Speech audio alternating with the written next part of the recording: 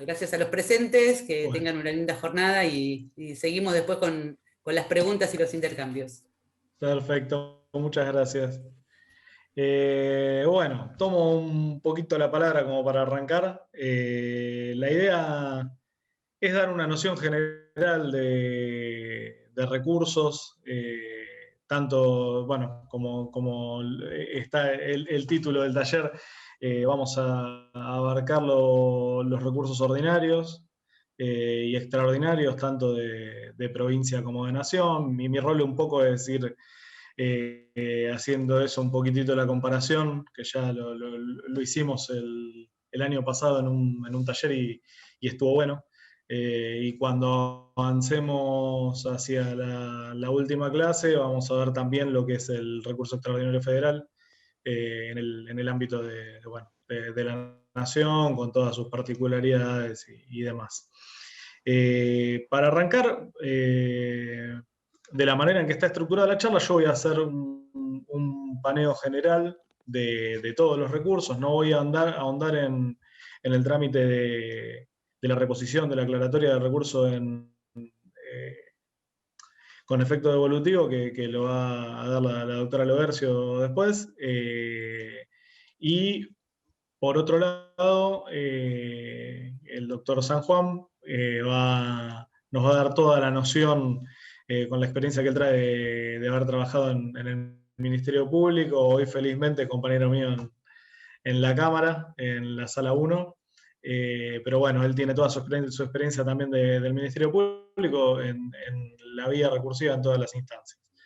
Yo voy a tratar de aportarles desde la Cámara, desde lo que fue la experiencia mía también en el ejercicio de la profesión, que me tocó también recurrir en todas las instancias, a la Corte Suprema varias veces, así que bueno, alguna experiencia traigo de eso.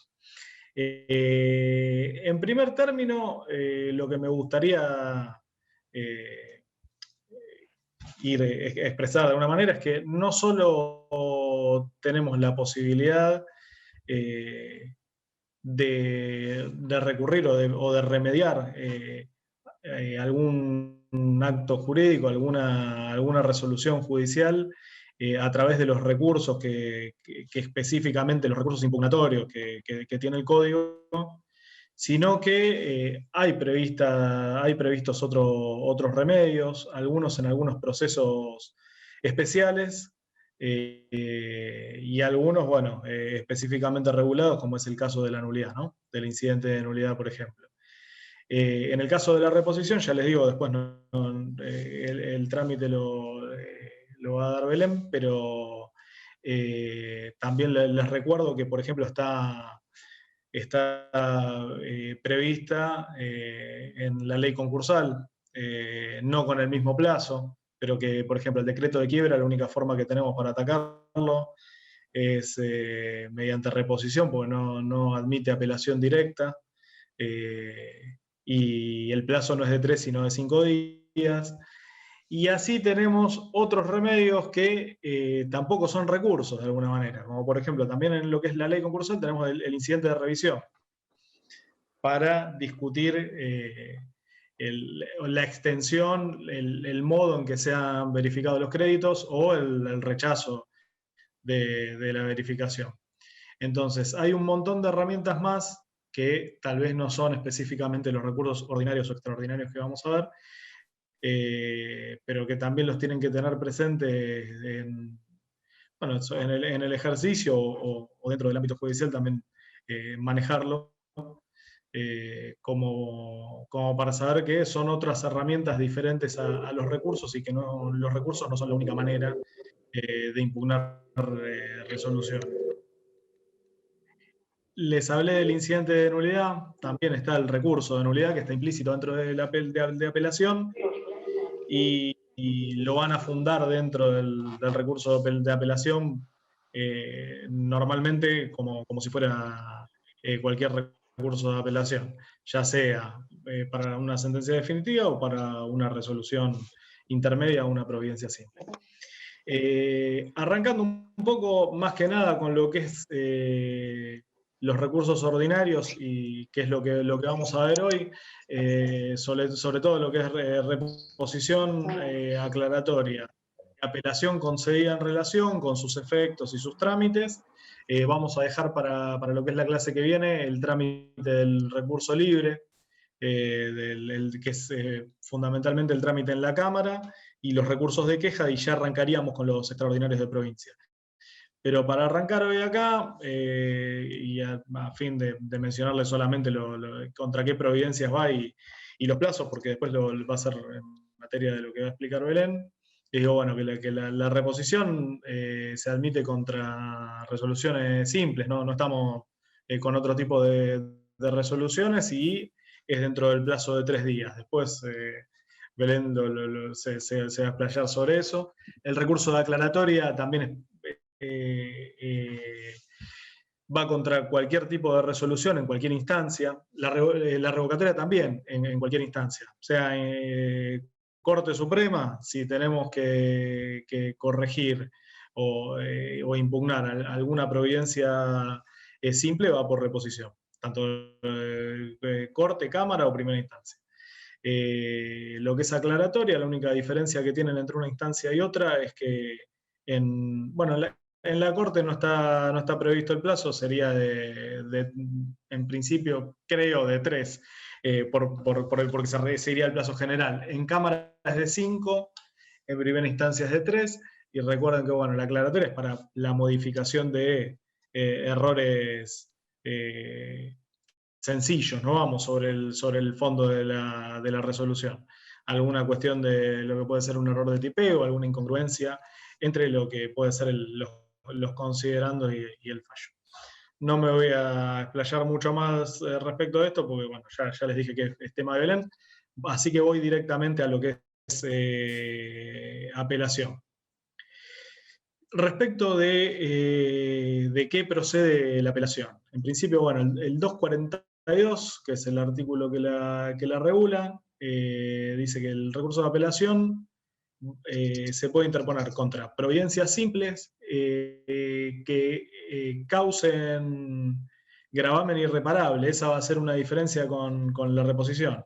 Acá ya estamos hablando de una que no es susceptible de reparación posterior a través de la apelación de la sentencia definitiva, o a través de la sentencia definitiva, mejor dicho.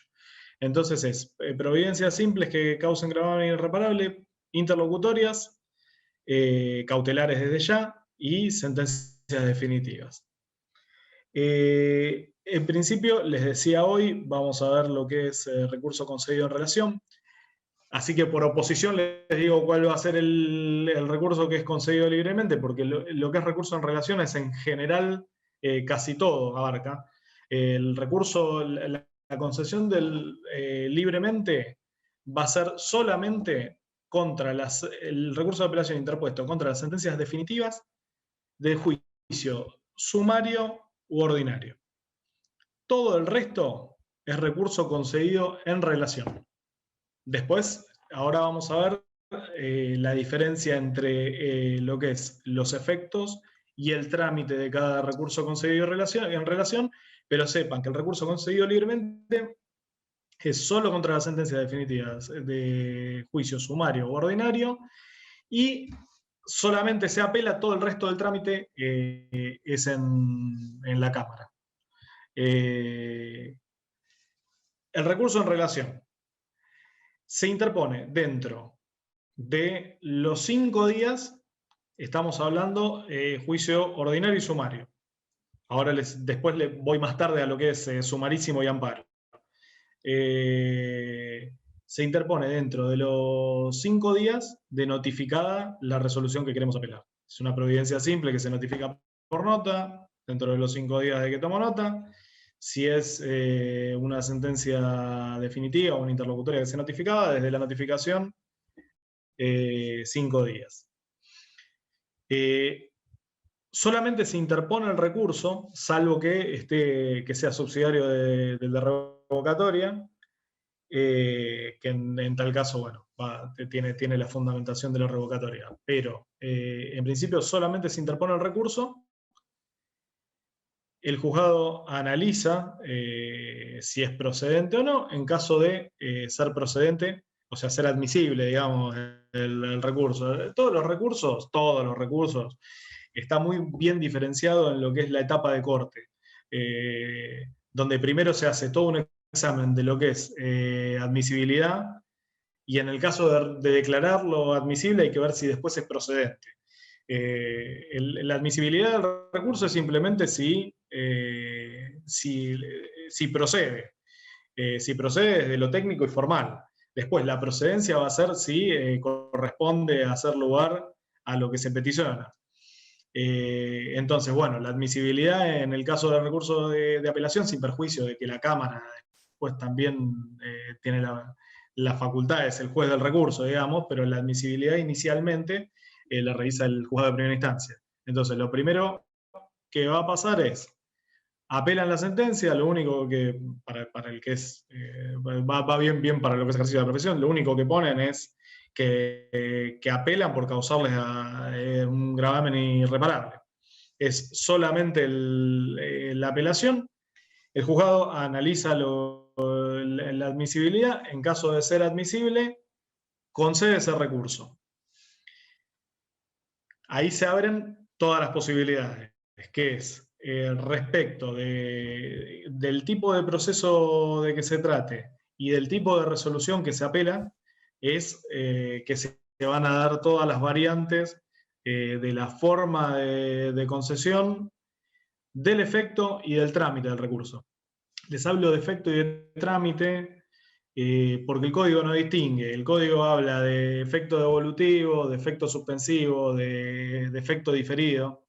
Nos vamos a manejar de la siguiente manera. Efecto es devolutivo y suspensivo. Y trámite es inmediato o diferido. ¿Está?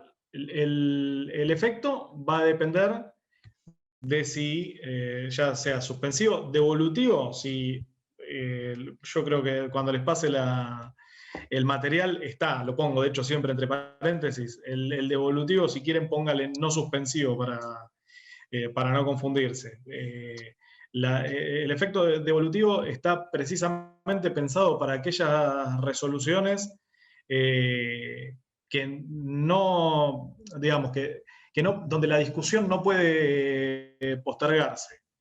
En el caso de alimentos, Belén lo sabe mejor que yo, estamos hablando de un efecto suspensivo ahí, implica ¿qué hacemos? Cortamos los alimentos.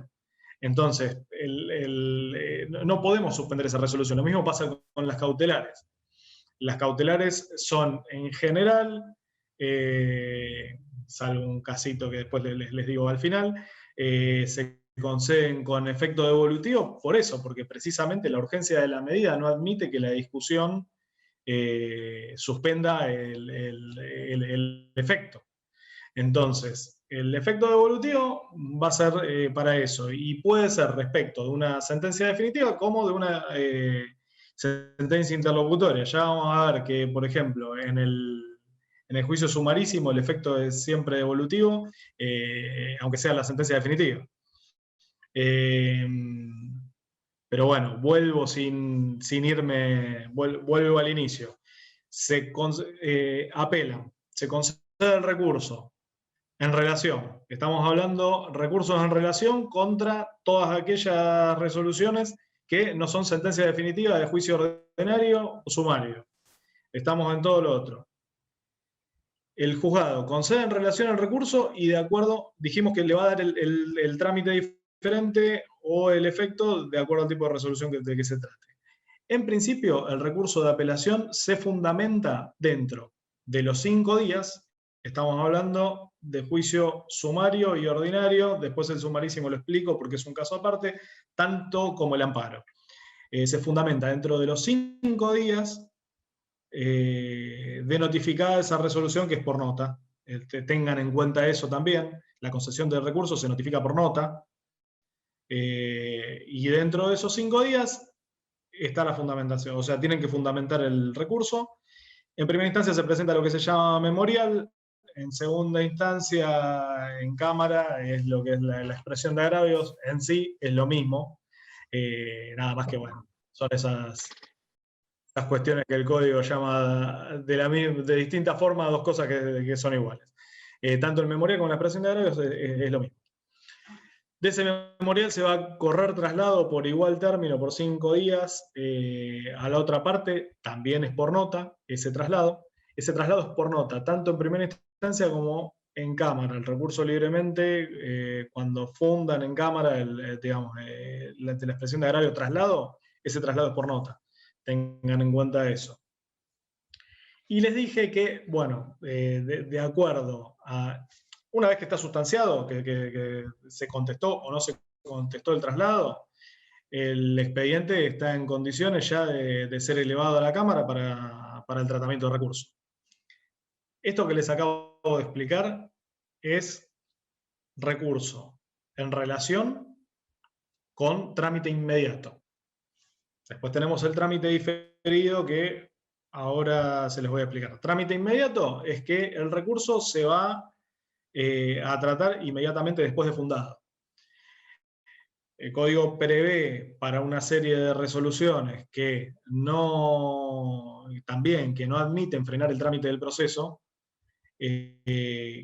diferir el tratamiento del recurso para el momento en que se trate la apelación de la sentencia definitiva, o en caso de que la sentencia definitiva nunca llegue, ejemplo en el caso de que hay un acuerdo, que se eleven a la Cámara, al solo efecto de que se trate ese recurso.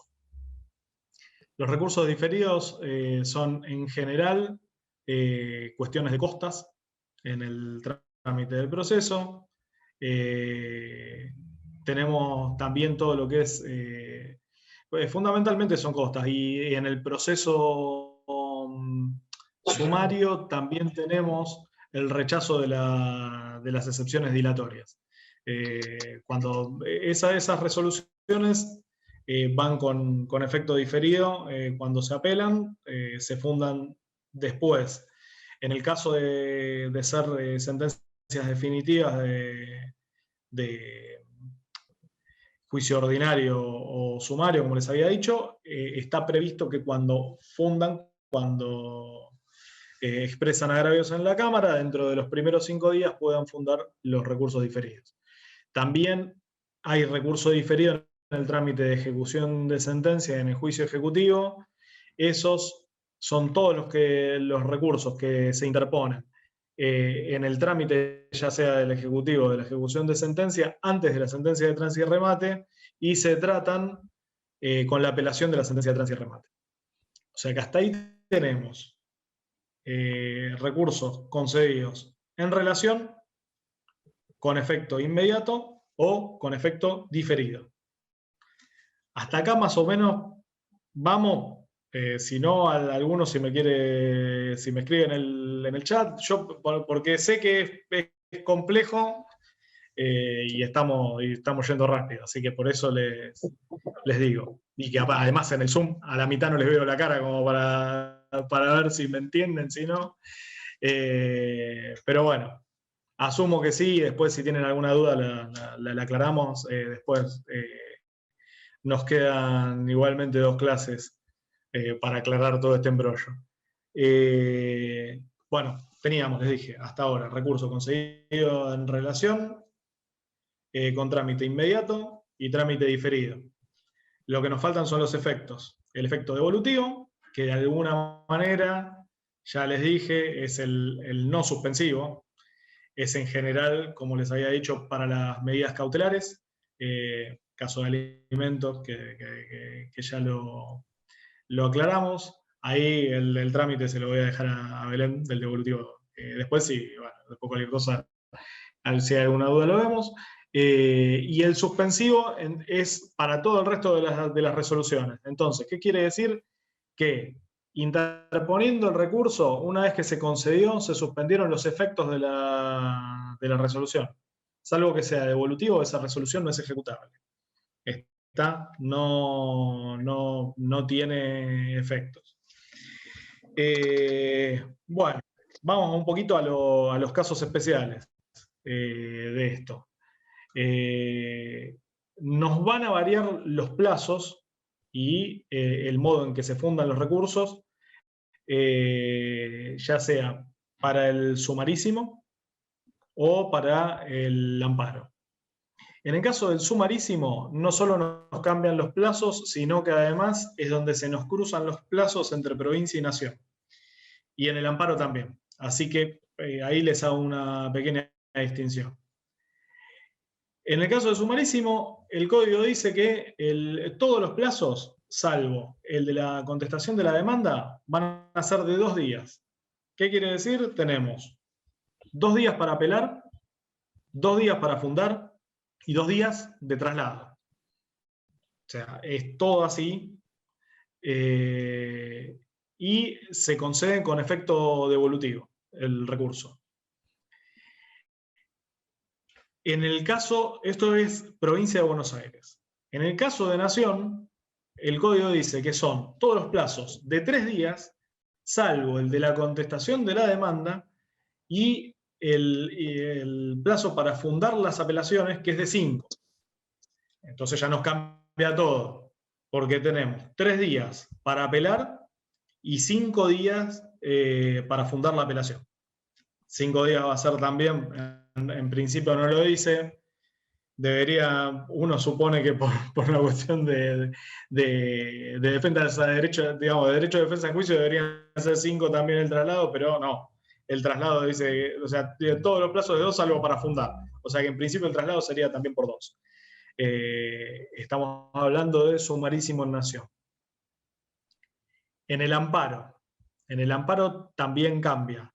En provincia de Buenos Aires, plazo para apelar y fundar, ya acá estamos cambiando. Digamos, en todos los procesos que vimos hasta ahora, tanto sumarísimo como sumario como ordinario, apelábamos y después fundábamos.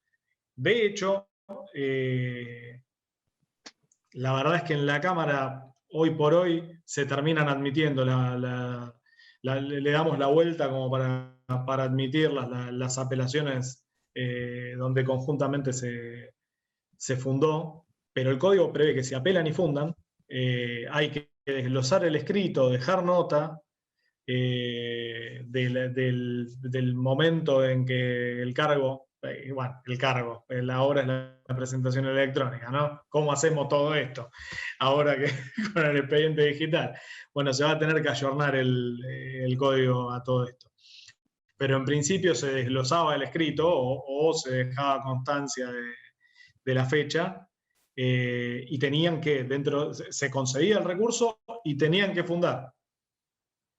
Nada, algo totalmente poco práctico, pero bueno, la realidad es que está previsto así en el código, salvo para la revocatoria con apelación de subsidio y en el caso del amparo, donde se apela y se funda dentro de los 3 días en provincia y de las 48 horas, guarda con esto porque es en horas, dentro de las 48 horas en Nación. ¿Qué quiere decir esto? Que no tengo 2 primeras. ¿Qué quiere decir? Que si me llegó una cédula a las 8 de la mañana, me vence dentro de 48 horas, o sea, 8 y 1 quedé afuera. Entonces, atento con el plazo en horas en Nación, en los amparos, porque desde ya que no hay 2 primeras, pero no es solo que no hay 2 primeras, sino que el vencimiento se puede dar durante toda la mañana. Eso es un poco, en general, en un paneo general, las resoluciones, que son apelables y la forma de este recurso concedido en relación. Cada proceso, a medida que se hace más acotado, va admitiendo que menos resoluciones sean apelables. En principio, en el proceso ordinario, también hay una diferencia ahí entre provincia y nación. En nación dice que las provincias de prueba son inapelables. En provincia dice que directamente son inimpugnables, que no admiten ni siquiera revocatoria. Pero, bueno, sería muy poco lo que acota la apelación el ordinario, ¿no? Ya el sumario la empieza a acotar más. Estamos hablando de rechazo in limine, de la cuestión de puro derecho, les estoy hablando de las que son apelables. Las excepciones, las cautelares, sentencia definitiva o otra que ponga fin al proceso, una caducidad de instancias, por ejemplo, o una homologación de un acuerdo. Ahora, el sumarísimo ya directamente acota muchísimo más, y vamos a tener solamente apelables la sentencia definitiva y las de las cautelares. Eso sería más o menos el marco. Después tengan presente, hay varias resoluciones que son inapelables. Es un poco, a ver, en general son cuestiones de prueba. Las cuestiones de prueba específicamente, ya les dije, son inimpugnables, dice el código. Después está la que, inapelable la apertura a prueba, que por el contrario es apelable la que declara la cuestión de puro derecho. La que rechaza la caducidad de instancia también es inapelable. Y la verdad es que no hay muchas resoluciones más que sean inapelables. Va a depender la inapelabilidad después de cuestiones de criterio. Por ejemplo, las que hay doctrina y jurisprudencia acerca de la inapelabilidad de aquellas resoluciones donde el juez está haciendo uso de sus facultades instructorias, de sus facultades instructorias, de las facultades del 36, que es ordenar el proceso. Y bueno, va a depender también una cuestión ya más semántica de cuándo causa a lo mejor una resolución agravio o no. Porque hay todo un tema de interpretación si una resolución causa gravamen irreparable o no, porque no es algo que esté específicamente establecido. Eso va bien a la interpretación. En principio lo que sabemos es que gravamen irreparable es aquel que no puede ser subsanado con la sentencia definitiva.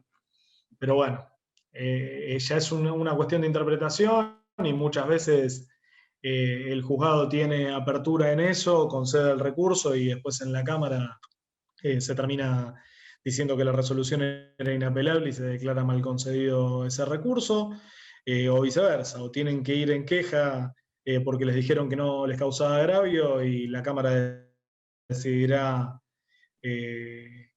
cuando trate ese recurso de queja, que lo vamos a ver la próxima, si abre ese recurso o no.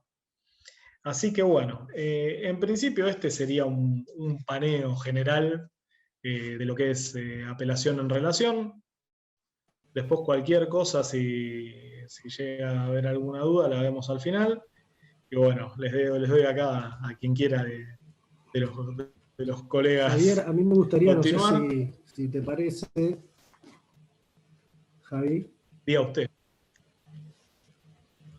Sumar un poco, en relación a esto que vos venís diciendo, sumar un poco la realidad de los procesos de familia antes que Belén ingrese con los recursos de reposición en familia. Porque esto que venía explicando Javier, del tema del tipo de recurso y el efecto, es muy importante en los procesos de familia donde cada proceso es un proceso diferente y tiene un proceso especial. Entonces, eso implica que tengamos que estar muy atentos al tipo de proceso que se le da, que no siempre todos los juzgados coinciden con el tipo de proceso que se le da, y eso muchas veces nos va a afectar la posibilidad de recurrir diferentes resoluciones. Ha pasado, por ejemplo, yo he tenido la oportunidad de un proceso de medida de abrigo, donde se le dio el proceso sumarísimo y luego se nos impedía interponer recursos, porque el proceso sumarísimo solamente reconoce el recurso contra la sentencia definitiva. ¿Sí? Si bien el proceso de las medidas excepcionales tiene un proceso especial de la ley de procedimiento de adopción, pero bueno, hay juzgados donde le han dado, por una cuestión de celeridad, un proceso sumarísimo, y eso impide que uno después pueda recurrir diferentes resoluciones. Entonces tenemos que tener en cuenta en familia siempre prestar mucha atención, que a veces uno no lo tiene como costumbre en la práctica, al primer despacho donde se enmarca el proceso. No es lo mismo que algo tramite por vía de incidente, No es lo mismo que tramite por vía sumarísima, sumario, porque nos va a sí o sí afectar la posibilidad de recurrir. También un tema especial que calculo que creo que Belén quizás lo trate ahora es el proceso de alimentos. En el proceso de alimentos tiene una naturaleza especial, tiene una regulación especial en el Código Procesal, que Kelmanovich, por ejemplo, considera que es un proceso sumario abreviado, es decir, tampoco los autores se terminan de poner de acuerdo con respecto a cuál es ese proceso, y muchas veces eso confunde la forma en conceder el recurso. Se concede libremente contra la sentencia de alimentos, cuando en realidad no corresponde en relación. Porque imagínense que si vamos a abrir a prueba un expediente de alimentos en la alzada, el tiempo que eso llevaría. O sea, si bien los recursos se conceden libremente porque son sentencia definitiva, en el caso de los alimentos no corresponde, por lo menos la doctrina contesta en que no corresponde, sino que corresponde que se otorgue en relación. Entonces, tenemos que tener mucho cuidado en los procesos de familia, donde cada proceso tiene una regulación específica, y es muy importante observar el tipo de trámite que los jueces le dan. Quería agregar solamente eso, y ahora sí le doy, entonces, no sé si Javier quiere agregar algo más, si no le damos directamente la palabra a la doctora Albercio. No. Una sola cosa voy a agregar. Primero, ellos dos saben mucho más de familia que yo. Así que es una tranquilidad para mí que estén acá. Eso por un lado. Después lo que dice Alejandro del recurso concedido libremente, fundamentalmente en lo que nos complica es en lo que hablábamos antes, o sea, en que el recurso libremente es siempre con efecto suspensivo. Entonces, si yo concedo un recurso libremente y suspendo la resolución, y esa resolución era justamente la que condenaba digamos, contenía una condena de alimentos, estoy suspendiendo los efectos de esa condena de alimentos. Entonces, ahí es donde radica el problema de la concesión del recurso libremente. Pero bueno, nada, por lo que a mí corresponde, los dejo que continúen. Muchas gracias.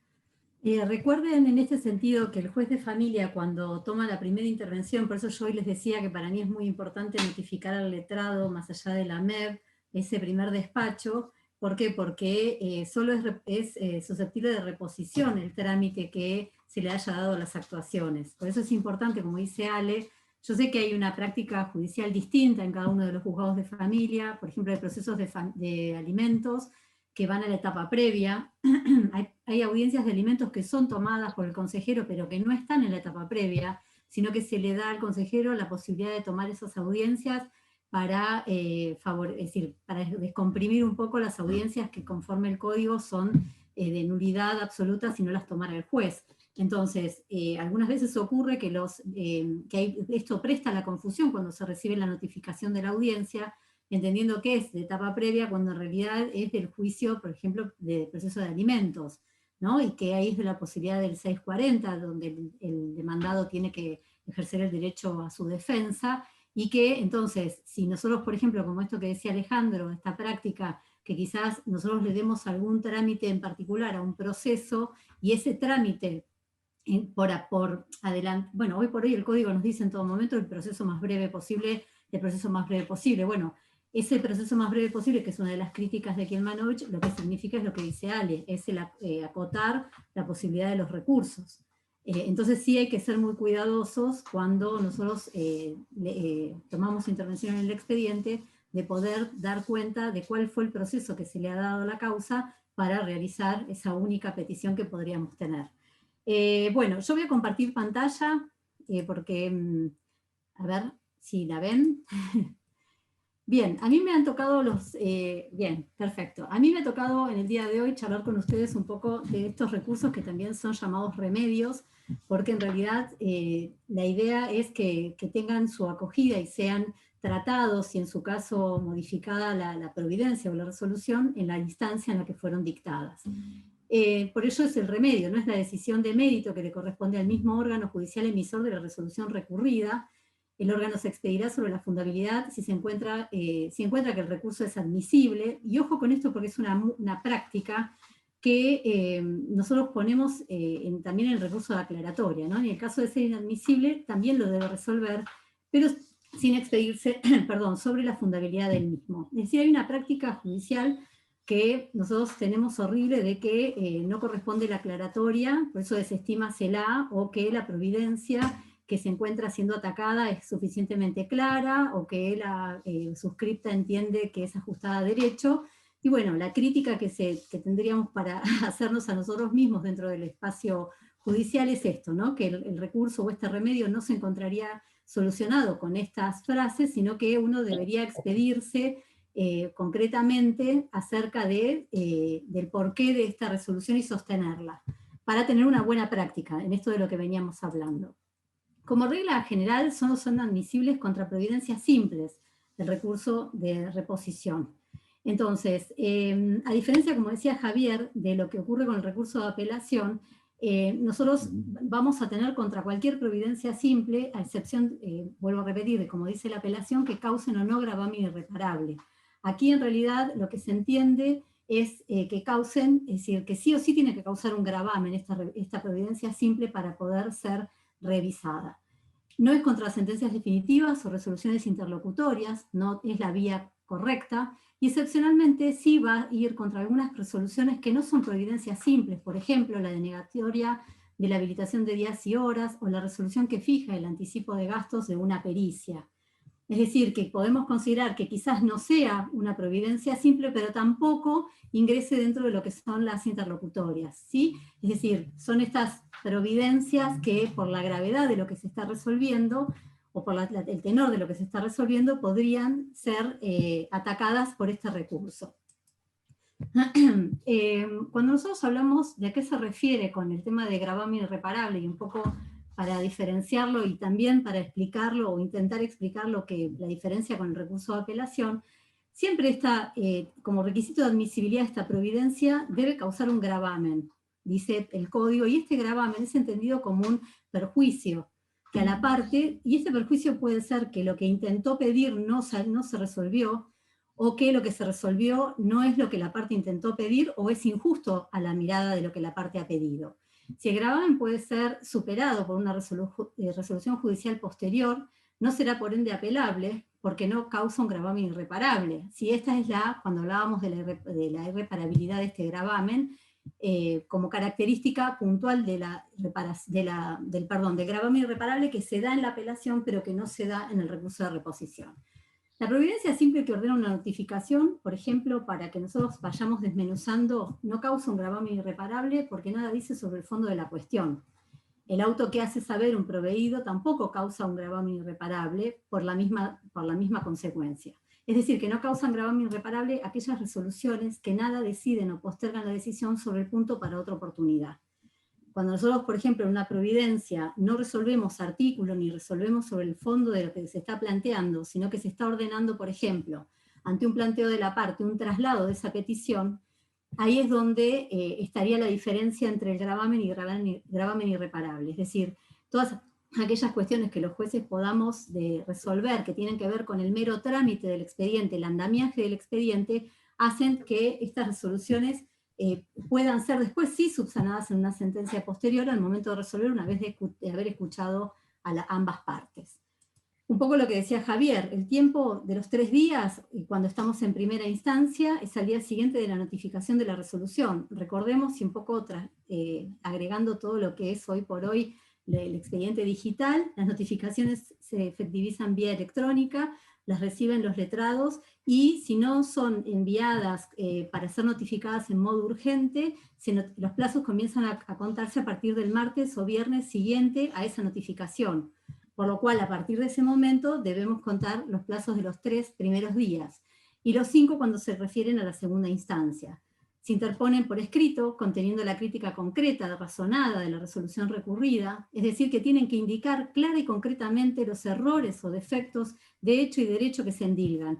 Este es un poco un ejercicio que el Código repite en todos los recursos en cuanto a la fundamentación, ¿sí? El juez debe saber, estar al tanto de cuál es el concepto que se ataca, el concepto o el defecto que tiene esa providencia que necesita ser corregido. Si la decisión ha sido tomada en una audiencia, que puede ocurrir, no nos olvidemos que los procesos de familia son, excepto las pretensiones de las partes, son orales, es decir, nosotros tenemos todo lo que es la etapa previa, que si bien no resuelve, pero sí tiene que ver una gran importancia con la posibilidad de los acuerdos y las manifestaciones que las partes hacen ante el consejero, y después tenemos todo lo que es la audiencia preliminar, que es la audiencia donde se fija el objeto probatorio y se proveen las pruebas conducentes.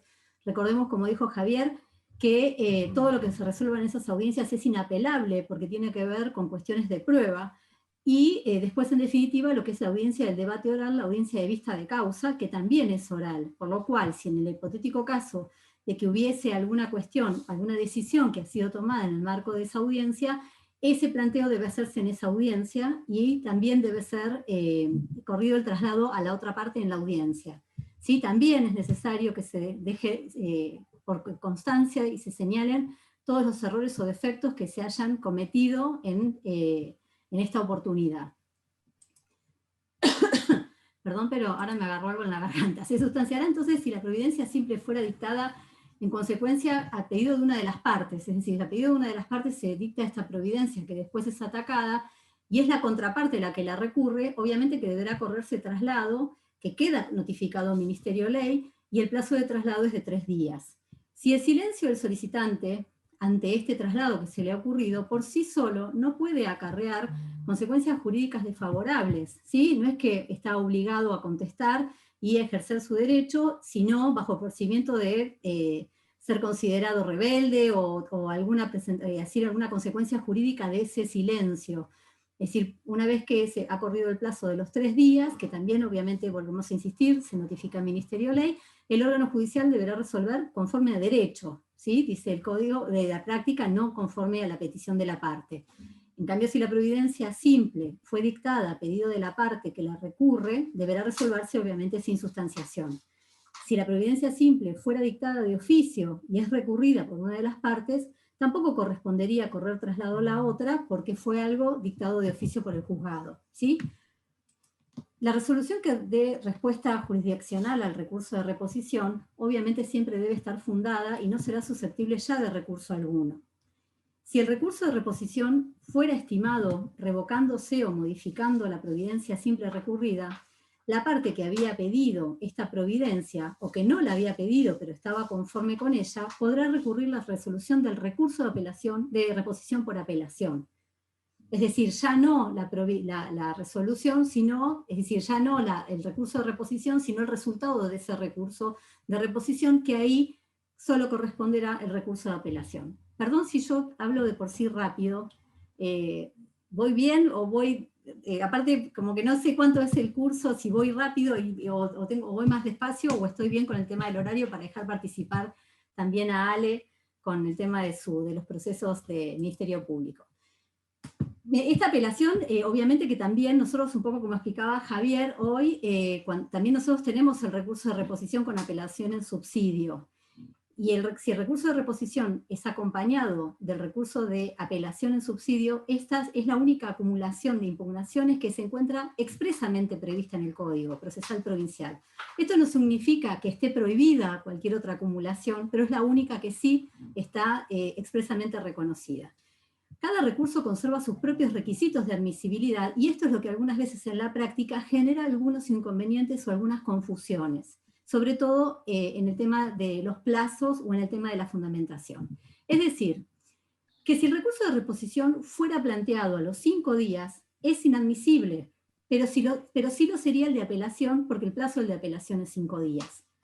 Si la providencia simple no causara un gravamen irreparable, y esto es un poco lo que quise introducir hace un ratito, la diferencia entre la providencia simple y el recurso de apelación, que requiere que haya un gravamen irreparable, cosa que la providencia simple no lo requiere.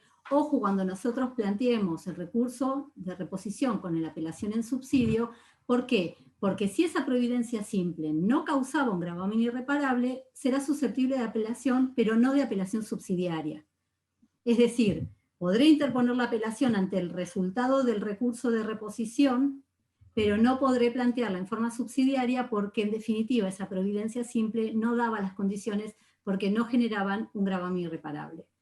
Como el recurso de reposición debe interponerse fundado esa misma fundamentación, la del recurso de reposición, es la que va a servir como sustento de la apelación subsidiaria, rompiendo por ello este esquema de la apelación por cuanto se plantea sin fundar y luego debe ser concedida al momento, y se funda, al momento que es concedida. Cuando nosotros interponemos el recurso de reposición con apelación en subsidio, son estas las cuestiones que debemos tener en cuenta. La fundamentación debe ser crítica, concreta y razonada, ¿sí? Al respecto, ¿por qué? Porque nosotros tenemos que estar pensando que esta no es un pedido de revisión de esta providencia simple, sino que esto va a terminar resuelto en la Cámara. Si nosotros ante el resultado negativo de esta providencia simple, de este pedido que le hacemos al juez de primera instancia, debemos fundarlo de manera tal y que esta crítica sea concreta y razonada para que la Cámara le dé acogida y lo resuelva. Si el recurso de reposición principal fuera admisible y estimado, hará desaparecer el gravamen del recurrente, ¿sí? Ese gravamen que necesitábamos para la apelación. Por lo tanto, la apelación subsidiaria debería ser denegada por inadmisibilidad sobreviniente. Si fuera total o parcialmente desestimada en el mismo acto del decisorio y en la medida del gravamen insatisfecho, el juzgado deberá expedirse si concede o deniega la apelación subsidiaria. Sabemos que todas aquellas apelaciones o recursos denegados por el juzgado, no sé si después, Javier, en la clase siguiente hablaremos un poco del recurso de queja, pero bueno, el juez en este caso es donde va a plantear, perfecto. Entonces, cuando el juez resuelva en su reposición, puede ser que lo resuelva totalmente o no se expida totalmente en relación al planteo de la parte, esta es la situación donde, en la medida de ese gravamen insatisfecho en ese recurso, es donde el juzgado deberá elevar, si es pertinente, la apelación que ha sido presentada en subsidio. La apelación subsidiaria operará como apelación en relación, es decir, porque va dirigida con otra providencia simple recurrida mediante reposición. Esta apelación subsidiaria ataca la misma providencia simple, por lo que no puede ser entendida contra la resolución que desestima el recurso de reposición, la que deberá ser posterior al planteo de apelación subsidiaria. Es decir, se logra entender la idea, es decir, yo tengo la providencia simple que la ataco por el recurso. Ese recurso el juzgado lo desestima y ahí a esa desestimación podré recurrir por apelación. En cambio, es distinta esa apelación a la apelación en subsidio que planteo cuando entiendo que esa providencia simple, yo ya veo que tengo que hacer el planteo de apelación, con apelación en subsidio, perdón. Existe también la posibilidad, aparte del pedido de las partes, como vimos hoy, que la reposición sea dictada de oficio por el juzgado. Es decir, no existe norma que lo autorice al magistrado a revocar de oficio una providencia de mero trámite, como ocurría en el 269 del Código Procesal derogado, que no esté firme, ¿no? Obviamente que no haya sido notificada a las partes. Pero tampoco existe esta prohibición mientras de oficio se corrijan errores. Obviamente que en esto debemos ser muy cuidadosos. Vieron que nosotros hoy también tenemos la creación de los recursos in extremis, también son de aplicación en familia, pero en eso debemos ser muy cuidadosos en la aplicación de esos recursos, por lo cual tiene que tener un marco muy preciso en la aplicación.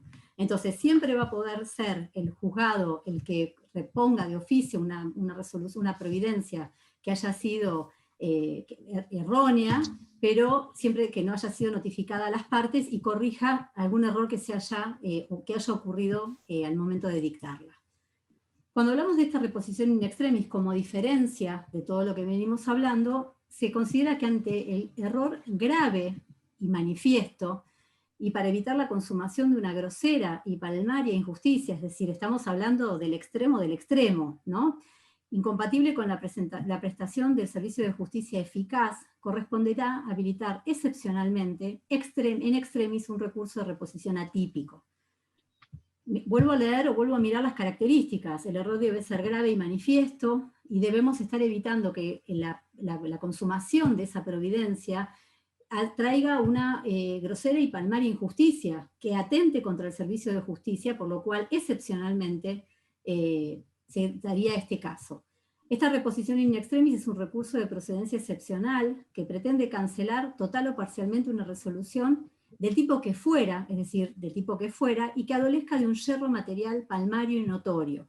Por ejemplo, nosotros hace muchos años, en un tribunal en el que yo trabajaba, por una cuestión de al resolver los divorcios que se resolvían por la aplicación de un modelo que decía divorcio 214 o divorcio 215, se decreta la sentencia de divorcio 215.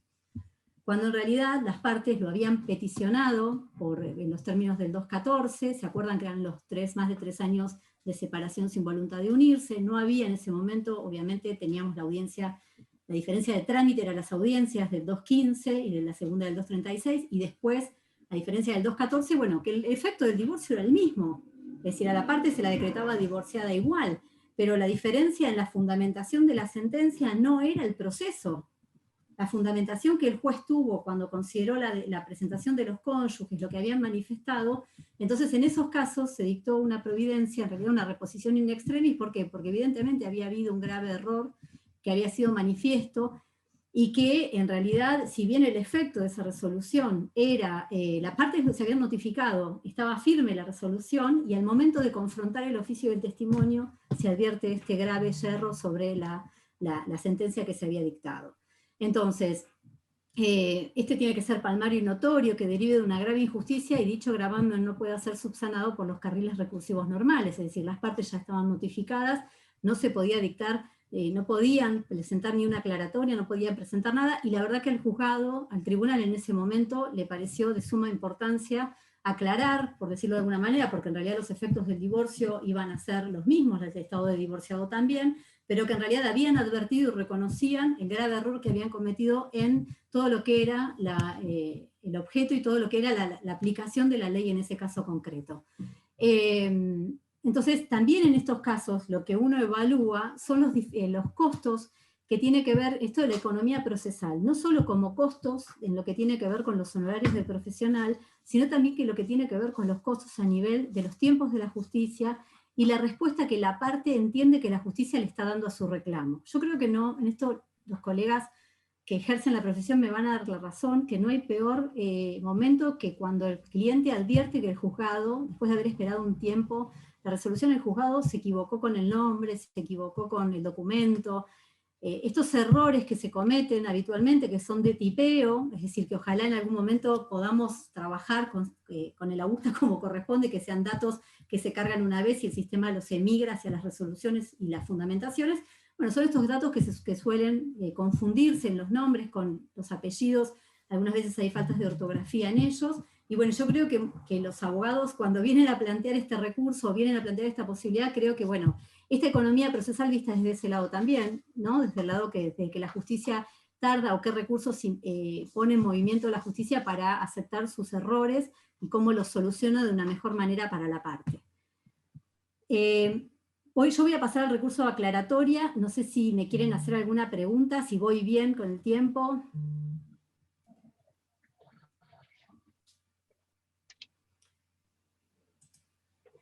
¿Sí? Bien. Sigo, entonces. No sé si después lo hablamos todos juntos, porque tampoco los veo a todos. Bien, en el recurso de aclaratoria, como el segundo de los remedios que hablábamos hoy, ¿sí? Volvemos a decir que es un remedio, porque es planteado ante el mismo juzgado que dicta la resolución, tiene efecto regresivo, por cuanto regresa al órgano jurisdiccional la competencia que éste había agotado al emitir la resolución luego recurrida. Es decir, nosotros sabemos que los jueces al momento de dictar las resoluciones y las sentencias perdemos la jurisdicción sobre esa causa en cuanto a que no podemos volver a la cuestión que ya ha sido decidida. Por lo cual muchas veces nosotros, los planteos de los abogados cuando el expediente se encuentra en cámara y tiene que ver con el proceso dentro de la Cámara, lo que uno les dice es eso, que ya ha perdido la jurisdicción para expedirse en relación a las cuestiones planteadas y que debemos estar a la espera de lo que la Cámara resuelva. Por eso es que se dice que tiene este efecto regresivo, porque una vez que ya está dictada la sentencia, volvería esa posibilidad de esa sentencia para poder corregir este tipo de errores. Un poco hoy Javier hablaba de esto, cuáles son los errores que son considerados menores, los que se pueden llegar a corregir por el recurso de aclaratoria, y tienen que ver con cualquier resolución judicial. De hecho, nosotros como práctica en el juzgado, cuando también hay algún concepto oscuro o algún dato erróneo, hasta en las providencias simples de libramiento de giros, o providencias que ordenan algo a determinada parte y hubo un error, por ejemplo, muchas veces, no muchas veces, pero digo, cuando ocurren los procesos de alimentos que hay que trabar alguna medida al empleador, y obviamente que el empleador muchas veces va a contestar que a Javier Vignolo con B larga no lo conocen, sin fijarse si en el registro de sus empleados tienen algún Javier Vignolo con B corta. Entonces, bueno, los letrados vienen a plantearlo al juzgado, y el juzgado utiliza el argumento del 166 para corregir ese error, aunque sea también una providencia simple. Entonces, cuando hablamos de qué errores se corrigen o que pueden ser tratados en el recurso de aclaratoria, son errores menores contenidos en cualquier, dijimos, resolución judicial. Estos errores menores son menores porque no cambian lo sustancial de la decisión. Tienen como fundamento principios como el de economía procesal, visto como lo explicábamos un poco recién, dado que su éxito ahorrará otras vías recursivas más onerosas, ¿sí?, de hacerse lugar al reconocimiento de este error por parte del juzgado y la subsanación del mismo. Algunos códigos lo tratan como recurso, el Código Procesal lo prevé dentro de los deberes de los jueces también, al abordar la actuación de estos y luego emitir una sentencia definitiva. Dentro del artículo 36, inciso 3, también los jueces debemos subsanar aquellos errores que se hayan cometido en el proceso. En cuanto a la admisibilidad, si bien aparece regulada expresamente contra la sentencia definitiva, es útil, como decíamos recién, contra cualquier clase de resolución judicial e incluso, a mi modo de ver, como cualquier otra providencia en la cual se cometa un error, teniendo para ello en cuenta el argumento del artículo 2 del Código Civil y Comercial, que nos abre el panorama en cuanto a la mirada que tenemos que tener de los expedientes. Sobre todo entiendan que la función mía dentro del juzgado de familia, por ahí nosotros varias veces he compartido espacios académicos con personas que no hacen familia y bueno, y tienen una mirada de que en la justicia de familia como que hay una laxitud en algunos principios procesales, y hay una mirada en cuanto a cómo llevar estos principios, que bueno, que por ahí en los procesos civiles son mucho más formales y mucho más estrictos en la aplicación de ellos. Nosotros, obviamente, cuando hablamos de la justicia de familia, teniendo en cuenta, vuelvo a hablar de la economía procesal en cuanto a los costos emocionales y el tiempo, los procesos de familia, siempre solemos intentar buscar todas aquellas medidas que sirvan para una pronta y buena y eficaz resolución para las partes. Vuelvo a los errores, a la definición de error menor, ¿sí? Puede ser conceptos que sean oscuros, es decir, que esta idea, pensamiento o juicio que no es claro, o es confuso o poco inteligible. Por ejemplo, si en algún momento de la resolución nos referimos al peticionante y después nos referimos al actor o demandado, es decir, puede ser que haya sido el peticionante de alguna medida, pero no nos termina de quedar claro si en definitiva en el proceso es el actor o el demandado. Entonces, ahí es donde se daría mucho lo del concepto oscuro. Las omisiones ante la ausencia o falta de una decisión sobre una cuestión que haya sido planteada, ¿no? Algunas veces ocurre que los letrados realizan en sus presentaciones o en sus pedidos varias cuestiones y el juzgado omite al momento de resolver alguna de estas cuestiones planteadas, entonces esa omisión es plausible de recurso de aclaratoria. Y lo que hablábamos recién, los comunes errores materiales que se dan en las providencias o en el yerro de la ejecución expresado en términos equivocados, ¿no? Algunas veces ocurren las sentencias de ejecución, las de honorarios, en los giros, que algunas veces los números que se consignan en letras tienen alguna diferencia con los números que se han consignado en números, entre paréntesis. Bueno, ese tipo de errores en los documentos de las partes se dan y son plausibles del recurso de aclaratoria. En el plazo perentorio también de 3 días, desde el siguiente al de la notificación recurrida, que también se notifica como vimos hoy, y en Cámara siempre, porque también son recursos que se plantean tanto en primera instancia como en la Cámara, el plazo es de 5 días. Debe interponerse por escrito, también debe contener la crítica concreta y razonada de esta resolución que es recurrida, es decir, indicar clara y concretamente los conceptos oscuros, o el error material, o las omisiones en las que ha incurrido el juzgado. Puede ser interpuesta en las audiencias, como dijimos hoy, porque recordamos lo mismo, que los procesos de familia son netamente, o bueno, en su mayoría orales, así que puede llegar a ocurrir que esto tenga que ser planteado en el recurso, en la audiencia, y ser resuelto también en la audiencia. Si hay un error material que puede ser corregido, perdón, y ahí cometí un error de tipeo, hay un error material que pueda ser corregido de oficio o a pedido de parte, luego transcurridos los 3 días y hasta estando firme, en el caso si exclusivamente es el error numérico. Es decir, como que pese a la resolución que ha sido consentida por las partes, y si el juzgado considera que el error es solo numérico, sí sería esa excepción de que puede ser corregido de oficio, obviamente también a pedido de parte, más allá de que ya esté transcurridos los 3 días. También ¿por qué? Volviendo al principio de economía procesal, ¿no? Que para qué interponer o pensar en qué otro recurso podríamos interponer ante este error que puede ser corregido de oficio y reconocido el error por parte del juzgado. Este recurso puede ser resuelto sin traslado a la contraparte, mediante una resolución fundada, si se hizo lugar o se ha rechazado el pedido. Esto es lo que hablábamos hoy cuando empecé a charlar, que es una práctica habitual. Es decir, que en el caso de rechazo también debería fundarse la resolución, explicar que no hay nada para aclarar no es aclarar. Es decir, yo varias veces he escuchado a los abogados estar molestos con esta frase de resultando suficientemente clara la providencia, resultando suficientemente clara, bueno, y esto no es resolver el recurso, porque en definitiva no termina el letrado, ¿no? de sentirse que se ha resuelto lo que ha planteado. La decisión que haga lugar a la aclaratoria no debe alterar, obviamente, lo sustancial de la decisión aclarada. De ocurrir ello, se estaría ante una modificación visceral o una sustitución en la resolución judicial, algo que escapa al recurso de aclaratoria. Sin embargo, si la resolución recurrida fuera una providencia simple y contra ella se planteara aclaratoria, solicitando su sustitución o modificación sustancial, el embate debería funcionar como reposición y así sí sería válidamente factible. ¿Sí? Si con la aclaratoria yo también estoy planteando algunas cuestiones que tienen que ver con una modificación sustancial, el recurso de reposición ahí es donde debería funcionar. Dentro de los efectos, hay una fusión entonces entre la aclaratoria y la resolución judicial aclarada. Ambas, la resolución aclarada y la resolución aclaratoria, aunque emitida en 2 tiempos distintos, son una misma resolución. Por eso recordemos que la resolución que hace lugar a la aclaratoria siempre manda a registrar con su antecedente. Es decir, que nosotros cuando veamos el antecedente de los registros del juzgado, debemos tener intercalada atrás de la sentencia en el registro 44 del año, no sé, 2020, la resolución que aclara. ¿Por qué? Porque ambas hacen a una misma resolución, más allá del tiempo que obviamente pasó entre una y otra. Cuando la apelación contra la resolución judicial, la apelación contra esta resolución judicial, motivo de aclaratoria, antes o después de aclarada.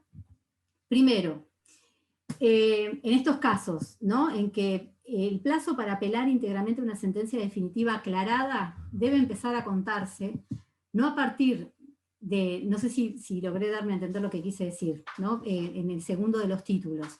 Es decir, cuando empieza a correr el plazo para apelar íntegramente la sentencia definitiva aclarada. Es decir, yo dicté la sentencia, cometí el error, la aclaro, aclarando que el número de documento era tanto. Esta sentencia debe empezar a contarse para el recurso, no a partir de la notificación de la primera versión de la sentencia, sino a partir de la notificación de la resolución aclaratoria. El recurso de apelación planteado antes de la estimación de la aclaratoria debe interpretarse que objeta esta sentencia definitiva en su versión final, por lo que para expresar agravios contra la aclaratoria no hace falta una nueva apelación contra la aclaratoria como si fuese distinta de la sentencia definitiva aclarada. ¿Sí? ¿Lo entendimos? Y el tercero de los casos es que la apelación recién entablada luego de la resolución que hace lugar a la aclaratoria alcanza la sentencia definitiva aclarada por este efecto. Me quedo callada esperando si me van a preguntar. Oh, ¿sigo, Javi? Yo después el power lo dejo. Bien. La apelación contra la resolución judicial finalmente no aclarada, en esos casos aclaramos todo, reconocimos el error y lo corregimos. En el caso que hayamos dicho que no hubo ningún error, ningún concepto oscuro, ni nada que haya quedado pendiente de resolver, esta resolución judicial fundada, que obviamente dice que no a la aclaratoria, no forma parte de la resolución judicial dictada, y ahí sí queda intacta esta versión original de la sentencia, y el plazo para apelarla, consecuentemente, debe ser considerado intacto cuando comenzó a transcurrir con la notificación de la resolución dictada y a la postre no aclarada. Estos son los 2 momentos distintos. Es decir, cuando la apelación va a empezar a correr con la sentencia aclarada y cuando la apelación va a empezar a correr con la sentencia primogénea y original, según el resultado de la aclaratoria. Es decir, que la aclaratoria desestimada no hace mella sobre el inicio del plazo para apelar la resolución judicial. Inicio que se produce con la notificación de esta y no con la notificación de la resolución que desestima la aclaratoria. Entonces resulta conveniente que la parte que va a introducir o que introdujo la aclaratoria deje al mismo tiempo planteada el recurso de apelación. En consecuencia, el resultado sería ese. ¿Sí? ¿Está bien? La aclaratoria con apelación en subsidio. ¿Estoy bien, Javi? Decime, por favor. Alguien que me hable. Ahí voy. No, hay dos cositas. Una, me preguntaban plazo de la revocatoria in extremis.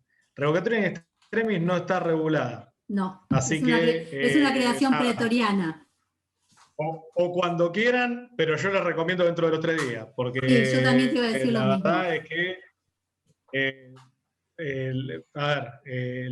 pueden rechazársela de la manera que quieran, pero siempre mejor claro, hay dentro del algo, plazo claro, hay general algo de la que... revocatoria. Hay algo que es interesante que nosotros sepamos. Es una creación pretoriana, es decir, una creación de la práctica ante lo que se ha venido, no está regulada, pero también nosotros, me parece a mí que en la línea argumentativa del código, el plazo de los 3 días en primera instancia es una realidad. Entonces yo, la verdad que, es decir, primero y principal es que si para mí están dadas las condiciones para el recurso in extremis, yo sería de la idea de hacer lugar y resolverlo y receptarlo. ¿Por qué? Porque también... hay algo del juzgado que ha, en esto, el tema es la seguridad de la sentencia para las partes, porque no nos olvidemos que para el recurso in extremis la sentencia debe estar firme. Entonces también estaríamos jugando con un principio de cosa juzgada, ¿no? Que la inseguridad de la cosa juzgada, porque digo, si yo me notifiqué, no hice ninguna mención, y después la hago al tiempo, creo que ahí serían 2 principios procesales muy interesantes los que se chocarían, que sería el principio de la cosa juzgada y el principio en esto del error y de la cuestión que planteábamos de la seguridad jurídica y también del tema de las injusticias como principio también rector de las sentencias judiciales. Yo, como Javier, más allá de que para mí la interposición de un recurso in extremis en el juzgado me llamaría a resolverlo, porque también entendiendo o haciendo un mea culpa de lo que pudo haber llegado a ocurrir en esa resolución, entiendo que los principios tienen que estar a disposición de las partes y que la cosa juzgada es un principio muy fuerte, procesal, al que todos debemos rendirle pleitesía. Digo la última y ya dejo. De lo que decían de la aclaratoria con apelación en subsidio. En principio, lo dijo Belén antes, el único recurso que está regulado con apelación subsidiaria es el de revocatoria. Por eso, la aclaratoria deberían interponerla en caso de que quisieran interponer aclaratoria y apelación juntas. Sí. Juntas o cada una dentro de su plazo, cada una autónoma, y no esperar, por otra cosa que decía Belén, el resultado de la aclaratoria. ¿Por qué? Porque no suspende el plazo para apelar. Con lo cual, si dejaron la aclaratoria y se durmieron con la apelación, si les desestiman la aclaratoria, se quedan sin recurso. Así que, cortito. Perfecto. Y me voy. Gracias, sos un genio. No, por favor.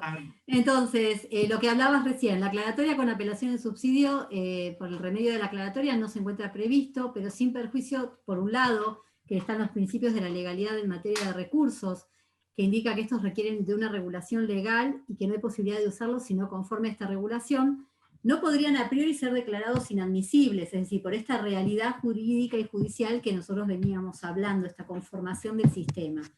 Ello importaría desconocer una de las vertientes de la preclusión, como lo es en su principio de eventualidad, que permite escalonar las pretensiones o cuestiones de manera que se active ante el resultado adverso del anterior.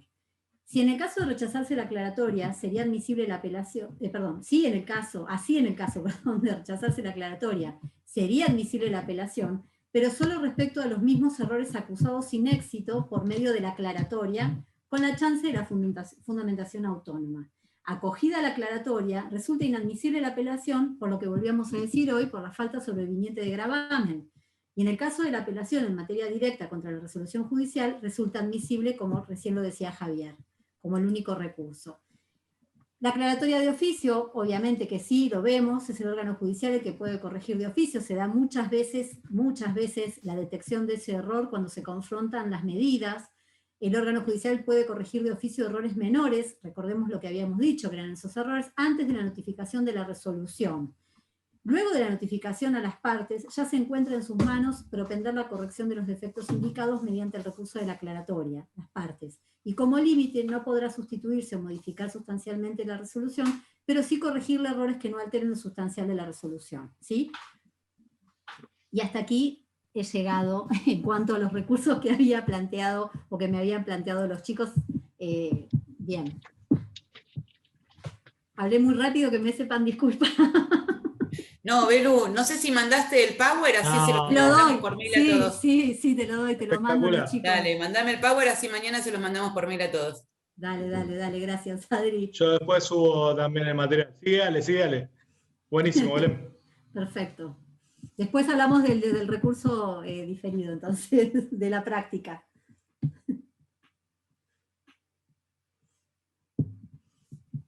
También, a ver. Ahí está. Bueno, yo también voy a compartir pantalla, a ver si se ve.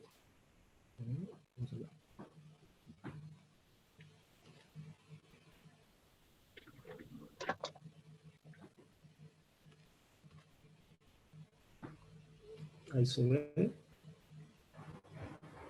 Díganme si se ve.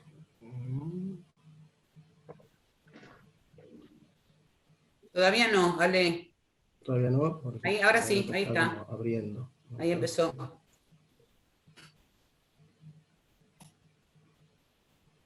Ahí se ve ahora. Espera. No. Esperando. Bueno. Debería estar abriendo ahora.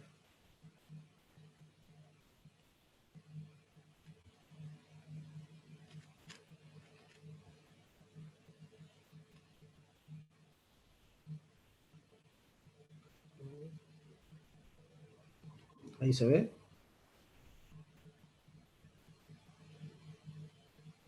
Ahora se ve perfecto. Yo por lo menos sí, veo ¿no? bien. Sí. Ahí. Ahí estamos. Yo no, ahí está. ¿Sí? ¿Alguien que me diga sí o no? O me da sí, aunque sea. Bueno. Yo ahí veo, ahí se ve. Bueno, Facultad de Recursos del hasta ahora, Ministerio como Público. venían hablando del doctor Viñolo y la doctora Logercio, estuvimos viendo un poco el régimen legal de los recursos ordinarios, y yo voy a traigo el tema de la intervención del Ministerio Público en materia recursiva. Y acá vamos a entrar quizás un poco en crisis con respecto a la regulación clásica de los recursos. ¿Por qué? Porque en principio, en materia de respecto al carácter de las personas que representan los diferentes organismos del Ministerio Público, vamos a ver que es donde en principio se va a necesitar hacer efectiva, más que en otro tipo de procesos, en los procesos de familia, el tema de la tutela judicial efectiva y el acceso a la justicia de las personas en situación de vulnerabilidad.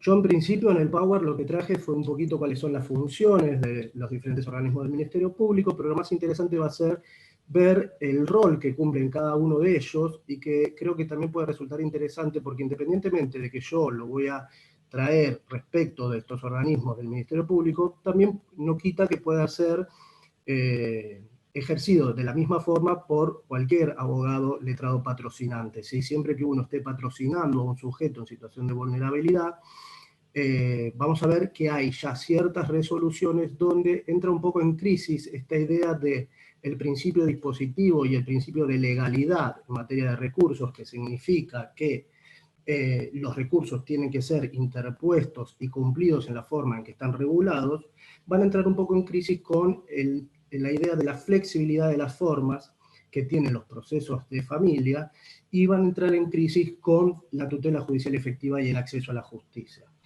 Bueno, esto lo voy a decir muy rápido. Ahí hay un error de tipeo, vamos a necesitar una aclaratoria, como decía la doctora Logercio.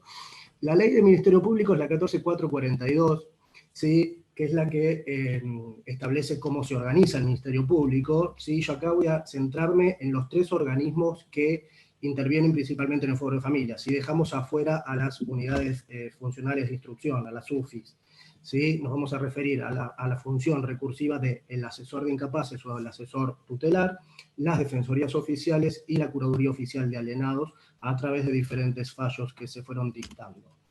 Después yo les voy a dejar el power, se los voy a pasar también a Adriana y lo voy a dejar en el colegio, para que vean toda esta primera parte donde hablamos un poquito, que yo ahora lo voy a pasar por alto, de específicamente donde se encuentran reguladas las facultades del asesor, las facultades del defensor, las facultades de la curaduría.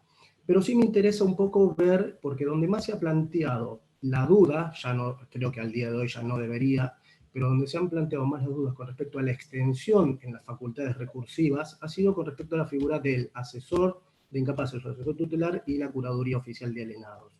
¿Por qué? Porque en las defensorías no ocurre porque la defensoría ejerce un patrocinio letrado, ¿sí? Ahora, el asesor tiene una función de representación del sujeto vulnerable, al igual que el curador oficial. Entonces, a lo largo de los años se planteó cuál era la extensión que debía tener la función del Ministerio Público a través de estas figuras. Entonces, por ejemplo, recién ahora, tengamos en cuenta, este es un fallo del año 2018, de noviembre, de la Corte de Provincia, donde vuelven a destacar que la intervención del Ministerio Tutelar no puede limitarse a un mero análisis superficial de las actuaciones. ¿Sí? Es decir, la función del Ministerio Público no es darle vista para que tome conocimiento y devuelva el expediente. La función del asesor tiene, igual que la del curador, igual que la de los defensores, tiene una función de análisis sustancial de todos los derechos que se encuentran involucrados con respecto al sujeto vulnerable que representa. En principio, el asesor, en el caso de los niños, niñas, adolescentes y personas en situación de discapacidad, la curaduría con respecto a las personas en situación de discapacidad. Y la Corte en este fallo vuelve a destacar la importancia de la función del asesor, diciendo que puede plantear concretamente los remedios que corresponden arbitrar para la subsanación y la remoción de los obstáculos que puedan ocurrir, formulando todas las peticiones que puedan ser necesarias para la defensa de los intereses que le fueron encomendados. Es decir, este era un caso de una afiliación donde la parte que había recurrido había planteado que el asesor se estaba excediendo en sus facultades, porque en este caso el asesor había pedido la realización de un análisis de ADN. Y la Corte acá le vuelve a recordar que no, que las funciones del Ministerio Tutelar exceden la mera intervención formal, ¿sí? Y que puede interponer todos los planteos que sean necesarios para garantizar los derechos de los sujetos a los cuales representa. Y esto es fundamental también en materia de recursos. Entre las facultades que tiene el asesor es la de recurrir todas las resoluciones que considera que generan algún agravio a los intereses que están en juego. Después lo mismo, esto se los voy a dejar, pasa con el defensor, con el curador oficial de alienados. Con respecto, ya entrando sí, específicamente a las facultades recursivas, ya vean, quiero que vean esta filmina, donde ya la Corte Suprema de Justicia de la Nación, en el año 47, destacó que las funciones del asesor tutelar y la posibilidad que tenía de recurrir todas las resoluciones, ¿sí? Y cómo lo destaca diciendo que no debemos olvidar que el Ministerio de Menores, se decía en esa época, es parte legítima y esencial.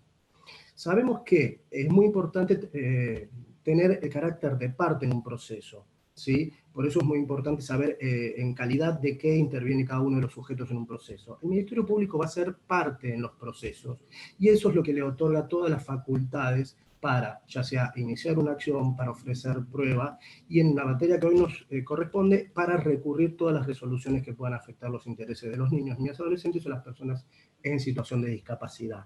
Y esto, fíjense que ya lo dijo la Corte en el año 1947. ¿Y por qué traigo esto?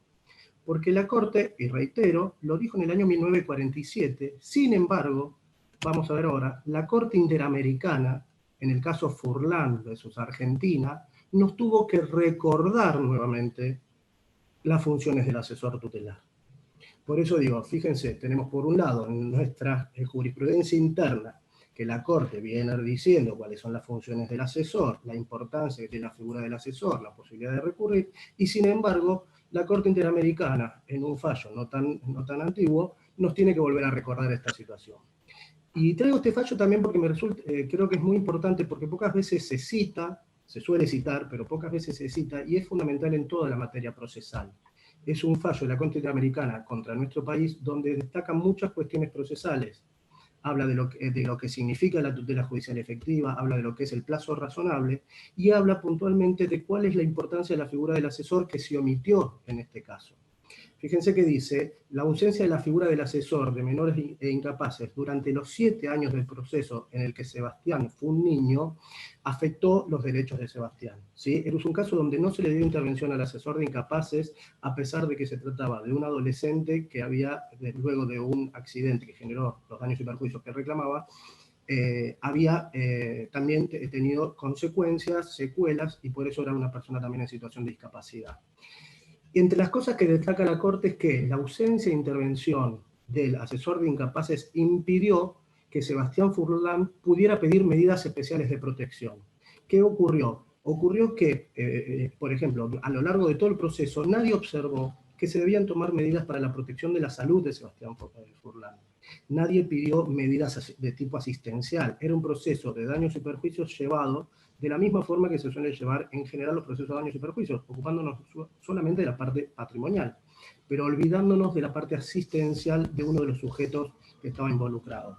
Y esa es la función que tiene que cumplir el asesor. Por eso el asesor va a intervenir en todos los procesos, tanto en los fueros de familia como en los civiles y comerciales. Y es muy importante esa función porque complementa, además del reclamo patrimonial, todas las medidas asistenciales que puedan requerir el sujeto vulnerable que está involucrado. La Corte también, acá la Comisión va a señalar que entre las facultades que tenía el asesor podría haber pedido las medidas para tutela judicial anticipada, la posibilidad de controlar la prueba, y destaca especialmente la facultad de recurrir la sentencia de primera instancia. ¿Por qué? Porque este es un caso donde la sentencia de primera instancia estableció igual responsabilidad concurrente de la víctima, que era Sebastián Furlan, que después ya era mayor de edad, pero en principio era menor de edad cuando se inició. Entonces dice, esa era la función que tenía el asesor, recurrir. Si nadie recurrió, la garantía para el sujeto vulnerable venía por el lado del asesor de incapaces, y eso se omitió. Por eso luego es condenada Argentina.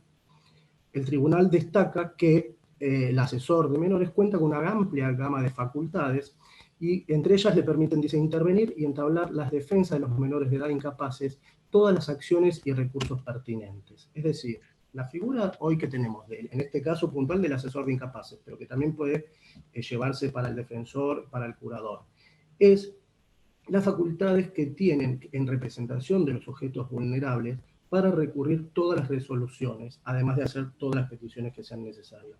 Y hoy tenemos que esta función del asesor, por lo menos, se encuentra reconocida ni más ni menos que por la Corte Interamericana en un fallo que se condenó a Argentina por la falta de intervención.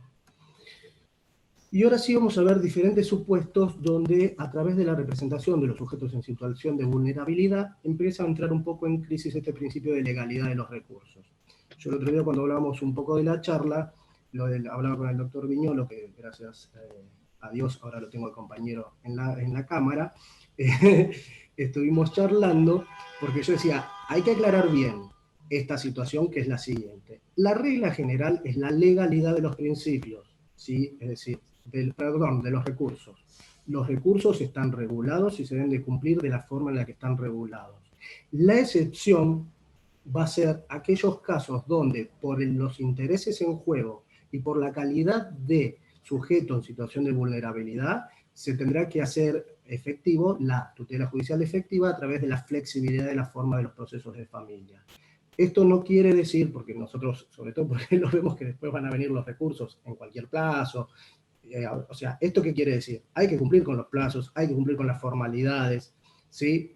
Porque esto aparte va a ser criterio de aplicación o no del magistrado. Si bien ya tenemos, vamos a ver ahora, fallos de la Corte que nos dicen cómo tenemos que llevar adelante los procesos cuando son procesos de familia y cómo tenemos que interpretar los recursos y las formalidades de los recursos, no deja de ser la regla el principio dispositivo y el principio de legalidad.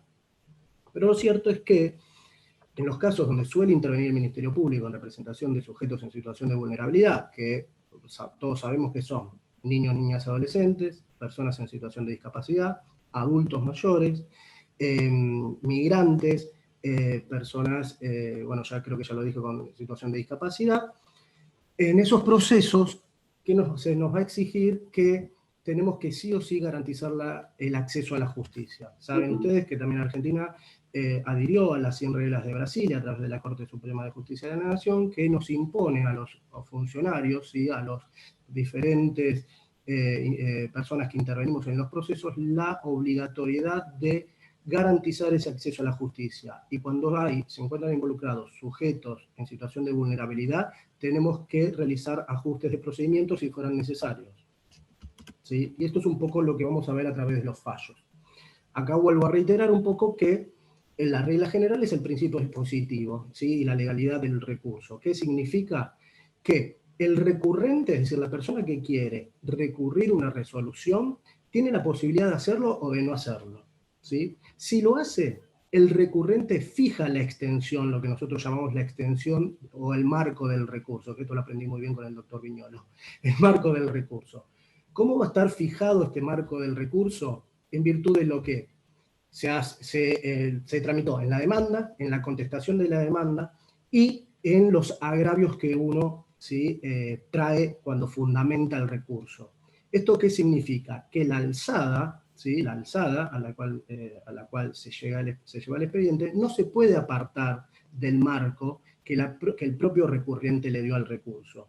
Es decir, si yo estoy recurriendo una sentencia de alimentos, la Cámara, porque observó alguna otra cuestión, no me puede, aparte de dictar de corregir la cuestión de alimentos, dictar algo que tenga que ver con el cuidado personal. ¿Sí? Esto, por ejemplo, una sentencia de la Sala B de la Cámara de Apelaciones del doctor Mizrahi, donde fue muy criticada porque se excedió del marco del recurso.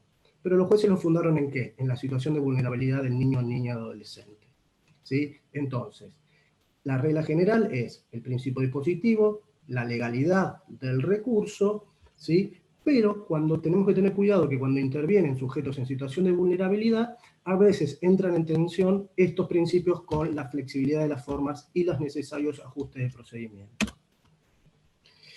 Un caso, yo diría paradigmático, pero muy importante, lo dictó la Cámara Civil y Comercial de Morón, la Sala 2, en el año 2018, que fíjense lo que ocurre. Se trataba de un proceso de una medida de abrigo con 3 niños, donde la progenitora de estos niños, es decir, la persona a la cual le habían sido retirados los niños, se encontraba patrocinada por una defensoría oficial.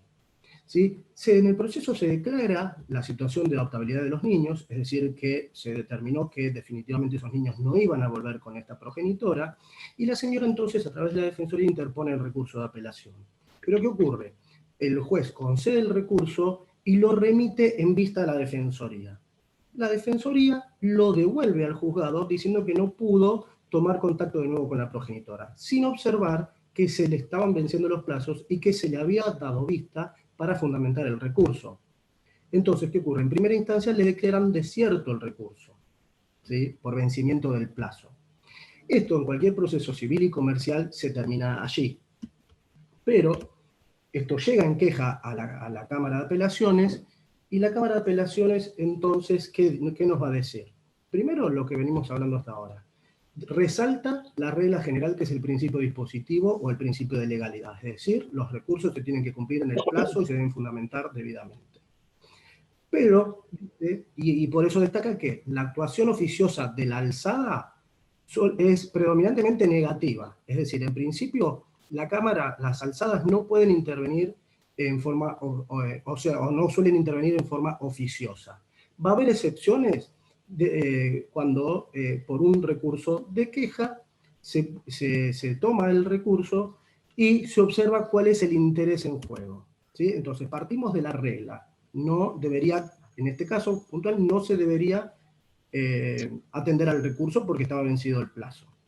Ahora, la Cámara dice, pero bueno, hay una excepción. ¿Cuál es la excepción?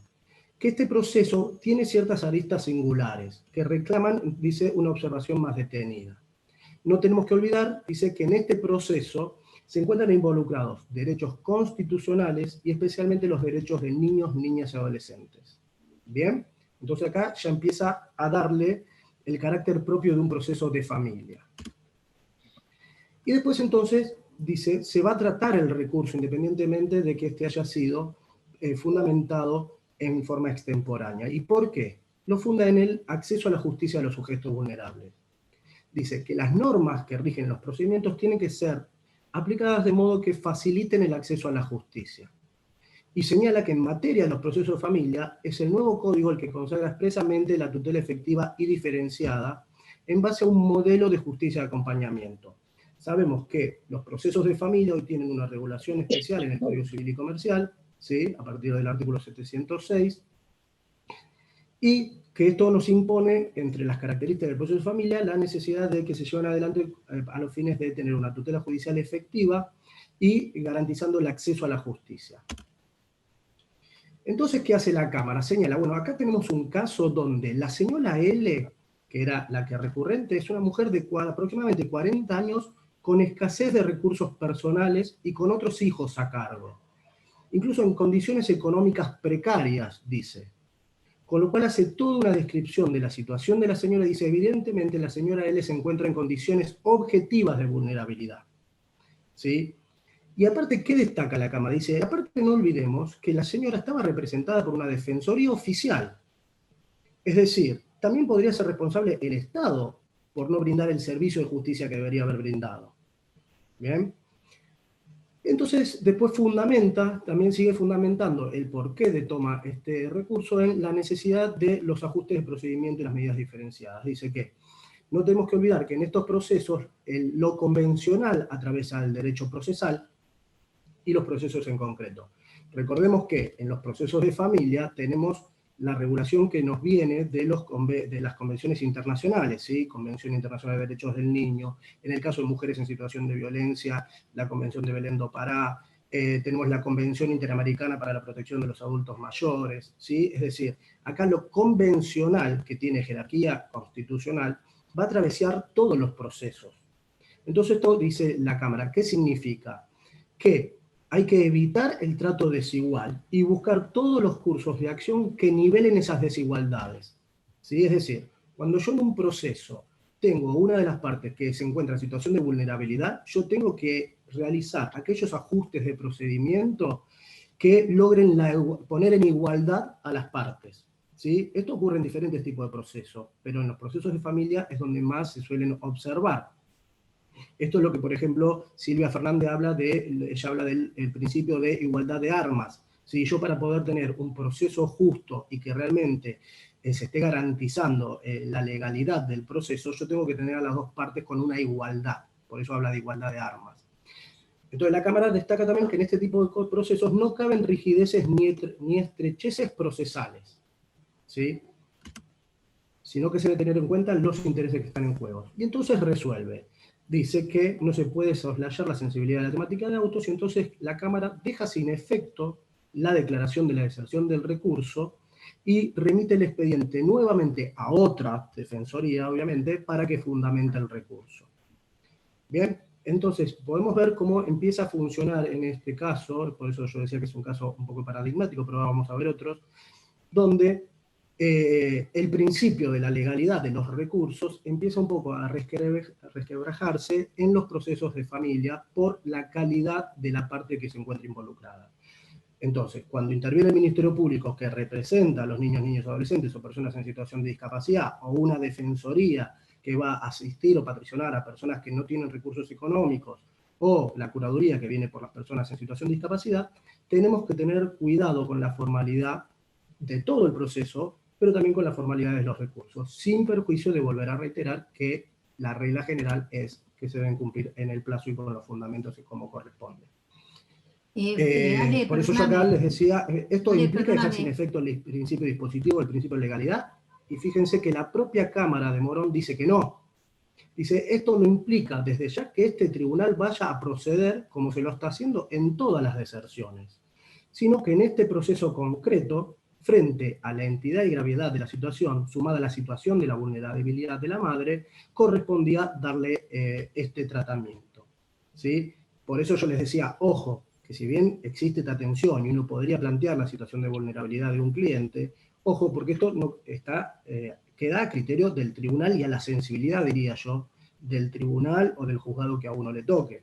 ¿sí? Porque la regla es el principio dispositivo. ¿Sí? Por eso la Cámara acá resalta muy bien que se trata para este caso puntual en base a los intereses en juego y a la situación de vulnerabilidad de la madre. Y también hay un párrafo que yo acá no lo aclaré, donde dice también, no nos olvidemos también que es un organismo estatal el que incumplió. ¿Sí? ¿Por qué? Porque debería haber invocado el artículo 48, contestar, en todo caso, y después ver cómo citaba a la mujer. Pero no se hizo de esa forma. Y este es un caso de la Corte de Provincia, donde se trataba también de un proceso de adopción, pero en este caso los adoptantes habían pedido una adopción plena y se les otorgó una adopción simple. ¿Qué pasa? Cuando se le otorga la adopción simple, ellos interponen un recurso de, o sea, esto fue confirmado en la Cámara, entonces interponen el recurso de inaplicabilidad de ley y de nulidad ante la Corte. Pero no delimita bien cuáles son los argumentos de un recurso y del otro. Es decir, interponen los dos recursos de nulidad y de inaplicabilidad de ley, pero, como suele ocurrir, la redacción se encontraba confusa, no estaba delimitado bien cuáles eran los fundamentos de por qué pedían la nulidad o por qué pedían la inaplicabilidad de la ley, y entonces eso comúnmente sería obviamente rechazado por la Suprema Corte. Sin embargo, acá la Corte dice, en virtud de la naturaleza de los intereses que están en juego, le da tratamiento. Y acá nos recuerda a todos los operadores judiciales que la Corte tiene dicho que en los procesos donde se ventilan conflictos de familia y en general cuestiones de interés social, se amplían la gama de los poderes del juez, atribuyéndole el gobierno de las formas. Es decir, el juez en los procesos de familia tiene que hacer esto que yo les decía un poco, que era el ajuste de procedimiento cuando una de las partes se encuentra en situación de vulnerabilidad frente a otra, a fin de adaptar razonablemente, que esto también es fundamental, ¿sí? Porque no por una cuestión de ajustes de procedimiento podemos violar el principio de defensa de la otra parte, ¿sí? Es decir, adaptar razonable y funcionalmente el orden para llegar a la finalidad prioritaria, que es que la protección que se nos está pidiendo se materialice, ¿sí? Ese debería ser el norte en los procesos de familia. Por eso dice, y es simpático la forma en que el juez de la Corte lo dice, porque dice, en aras de tutelar adecuadamente los delicados intereses de la joven, procedo a aislar, y agrega, no sin esfuerzo, los agravios relativos. Es decir, señala que realmente era un esfuerzo interpretar los fundamentos del recurso, pero en virtud de los intereses que están en juego, no lo rechaza y le da tratamiento. ¿Bien? Y después tenemos uno también similar de la Cámara de Dolores, donde se debatía el cuidado personal de un niño entre la progenitora y la abuela. ¿Y qué ocurre? En un momento del proceso, el niño se encontraba a cuidado de la abuela, y en un momento del proceso el juez ordena la restitución a la progenitora. Entonces la abuela interpone un recurso de apelación. ¿Pero qué ocurre? Interpone el recurso de apelación, pero cuando lo funda, en realidad ataca el resolutorio, como hablaba recién la doctora Lobercio, ataca el resolutorio que en realidad consistía en una aclaratoria, no en la sentencia donde se otorgó el reintegro, sino que por un error, supuestamente por un error, ataca la aclaratoria. Entonces, eso también sería obviamente rechazado, seguramente en un proceso con las reglas generales, pero acá la jueza observa que estaban en juego los intereses de un niño o niña adolescente, y observa que esto se trataba de un error material, y entonces la jueza dice, aclara que, si bien técnicamente, que es en materia de recursos, sabemos que es una cuestión técnica, como hoy ya estuvimos viendo, si bien técnicamente corresponde declarar mal concedido el recurso, no obstante, por las razones que voy a dar, lo declaro admisible, ¿sí?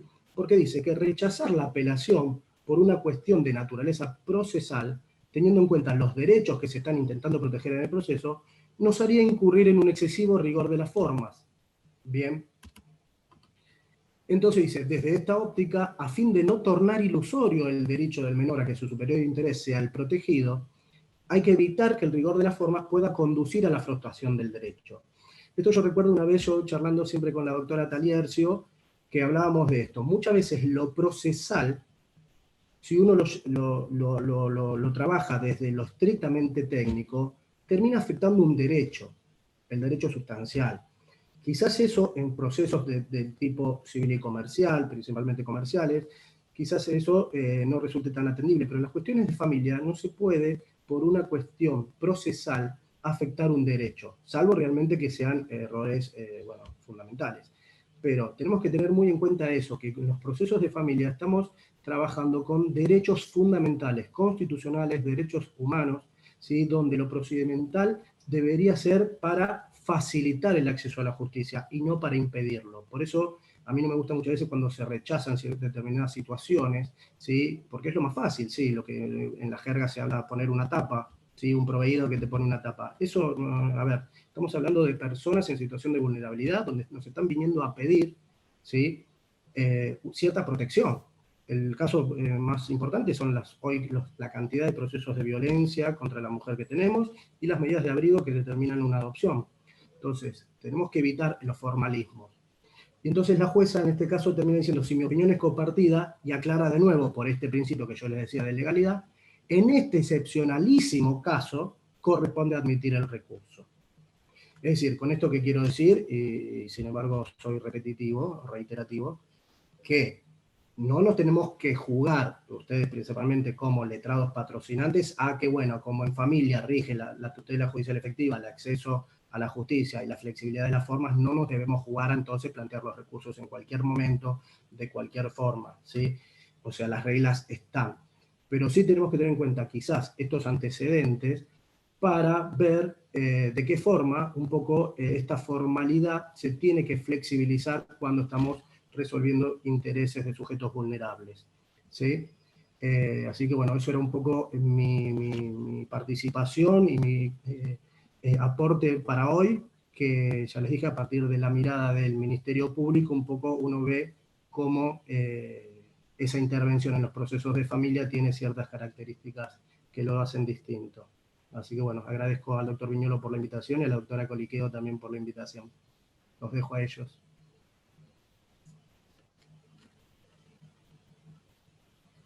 Bueno, buenísimo, dale, bárbaro, Belén, también espectacular. Bueno, por hoy estaríamos, no sé si quedó alguna duda. De todas maneras, tenemos 2 encuentros más, así que si les surge algo, lo vamos viendo. La clase que viene, en principio, estaríamos viendo recurso de apelación concedido libremente, recurso de queja por apelación denegada, y vemos si arrancamos con los extraordinarios de provincia. Vamos a ver si dejamos para el federal para la última, que a lo mejor es un poquitito más largo de explicar. Pero bueno, y las quejas de cada uno, ¿no? Las quejas de los extraordinarios de la provincia y del extraordinario federal. Así que bueno, gracias a todos por participar. Adri, no sé si querés cerrar. No, gracias a todos por participar, obviamente. Gracias a ustedes. Mándenme los Power para si mañana se los acercamos por mail. Y bueno, la próxima, si hay preguntas, las seguimos. Así que es un tema complejo y largo. Así que gracias, chicos y chicas. Sí.